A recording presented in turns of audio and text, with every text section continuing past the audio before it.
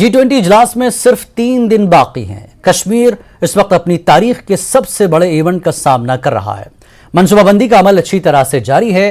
कश्मीर पूरी दुनिया से आने वाले मंदुबीन को जबरदस्त जोश व खरोश के साथ खुशामदीद कहने के लिए पूरी तरह से तैयार है, चाहे वो शहर की तज़ीन और आराइश से हो या फिर नए सयाहती मकामात की दरियाफ्त। न्यूज़ 18 ने वादी की कुछ नामवर शख्सियात से G20 के मंदुबीन से अपनी तवक्कुआत के बारे में बात की। दे दिया है, हमारी टूरिज्म इंडस्ट्री को एक किक मिली है हमें।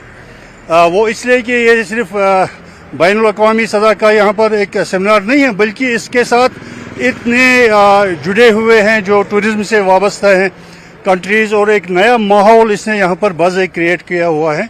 तो बहुत खुशी की बात है, और एक्सपेक्टेशंस तो बहुत हैं हमारी इससे, क्योंकि इंटरनेशनल लेवल पे हम फिर आएंगे।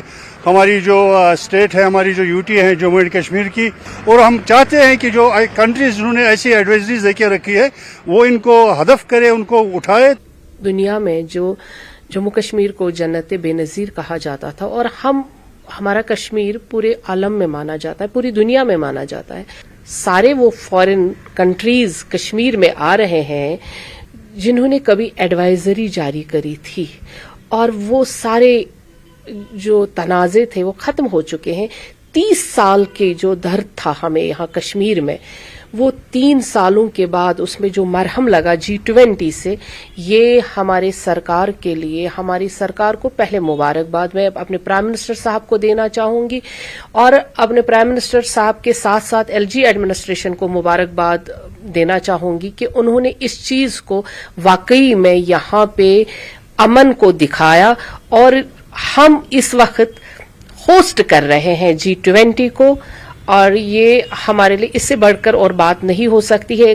हमारी कंट्री में कुछ ऐसे स्टेट्स, कुछ ऐसी यूटीज हैं जो ग्लोबली बहुत फेमस है टूरिज्म को लेके, और जब बात कश्मीर की आती है तो इसको कोई इंट्रोडक्शन की जरूरत नहीं मिलती। तो कितना एक्सपोजर यहाँ के यंगस्टर्स को, यहाँ के बच्चों को मिल सकता है इस G20 प्लेटफॉर्म की तरफ से। और साथ ही साथ जो लुक अभी आप देख रहे हैं हमारी श्रीनगर सिटी का, श्रीनगर स्मार्ट सिटी प्रोजेक्ट का नाम है, लेकिन we are highly thankful to G20 and the central government so that the acceleration जो इस पूरे प्रोजेक्ट का था वो बहुत ही अमेजिंग तरीके से देखने को आया है, and the result is in front of us. वो कहते हैं ना कि we are thankful to central government for making the dreams coming to reality, जिसके लिए honourable prime minister sir we are highly thankful to you, and honourable lieutenant governor of Jammu and Kashmir, उनका भी बहुत बहुत शुक्रिया। पहला ऐतिहासिक ऐसा प्रोग्राम जहां G19 कंट्रीज, हिंदुस्तान को पहली प्रेसिडेंसी मिली है, and first chapter on tourism happening in Jammu and Kashmir. ये बहुत ही अद्भुत मुबारकबाद है जम्मू कश्मीर के लिए कि यहाँ पे जो सिचुएशन है उसको आप एकदम बदलता हुआ देखेंगे। जब इतनी पावरफुल कंट्रीज जिसमें GDP of the world, other European countries, unions आ रहे हैं, तो बहुत कुछ एक्सचेंज होगा ट्रेड को लेके, स्पेशली टूरिज्म जो हमारा एक अहम बैकबोन है इकोनॉमी जम्मू कश्मीर के लिए। I believe medical tourism, student exchange programs, development, everything, when such big countries, इतनी पावरफुल कंट्रीज, भारत देश जो एक बहुत ही पावरफुल कंट्री है आज की डेट में, पूरे दुनिया के मैप पे हिंदुस्तान जाना जाता है, सो कश्मीर भी जाना जाएगा उसकी मेहमान नवाजी के लिए। खूबसूरत मुगल गार्डन श्रीनगर, जो अपने शानदार कुदरती खूबसूरत मनाजर और भरपूर सकाफती विरसे के लिए जाना जाता है, अब G20 के मंदुबीन के इस्तकबाल के लिए तैयार है।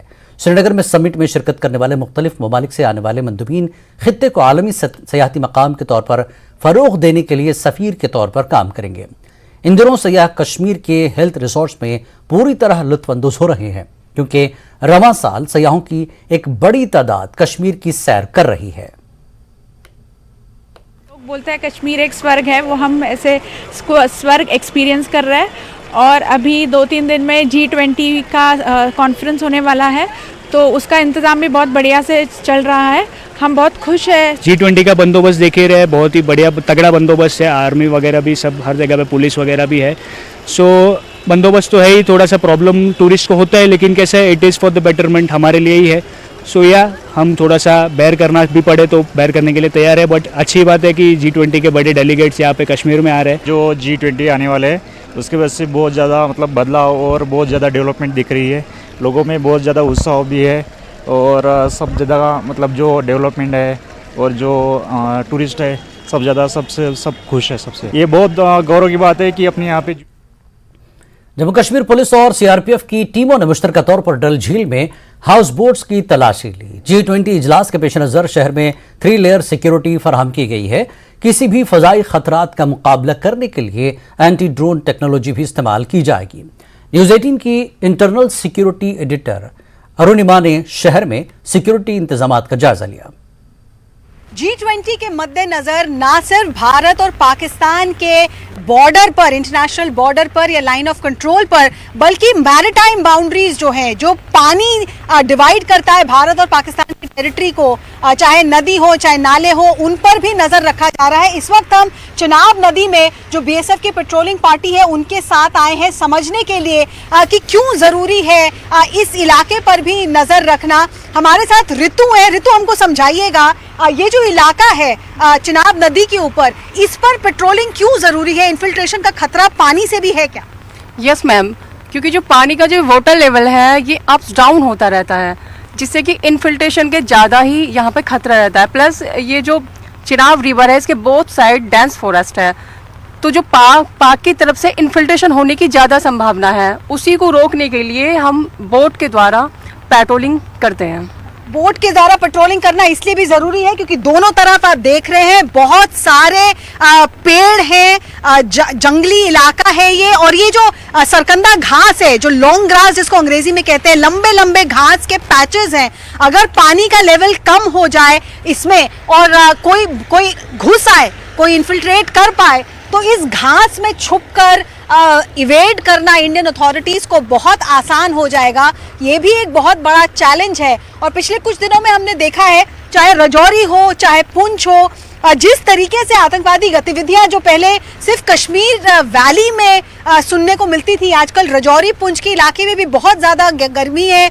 आतंकवादियों की तरफ से हमें बताया जा रहा है कि कम से कम 100 से 125 आतंकवादी लॉन्च पैड पे इंतजार कर रहे हैं, और वो 20 के करीब नंबर्स बताया जा रहा है जो ऑलरेडी घुस आए हैं जम्मू डिवीजन में। उनमें से ज्यादातर हो सकता है राजौरी पुंछ में हो, कुछ क्रॉस करके वैली में भी चले गए हों, लेकिन उनसे किसी भी तरीके का खतरा G20 को ना हो, इसीलिए land boundaries, international boundaries, maritime boundaries, सब पर नजर रखी गई है, सब पर नजर रखी जा रही है। और ये पेट्रोलिंग जो हो रही है, मेरे हाथ की ठीक दूसरी तरफ जो ग्रीन पैच है, वहां पाकिस्तान ने एक पोस्ट बना रखा है, वो पाकिस्तान है, पाकिस्तान का झंडा दूसरी तरफ उड़ता हुआ दिख रहा है, वहां उन्होंने कैमरा लगा रखा है, तो सर्विलांस उनकी तरफ से भी है।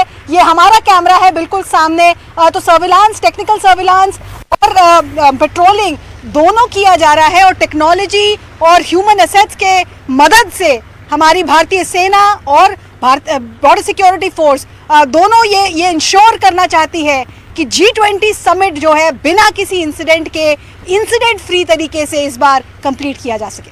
उमेश शर्मा के साथ अरुणिमा, चिनाब से।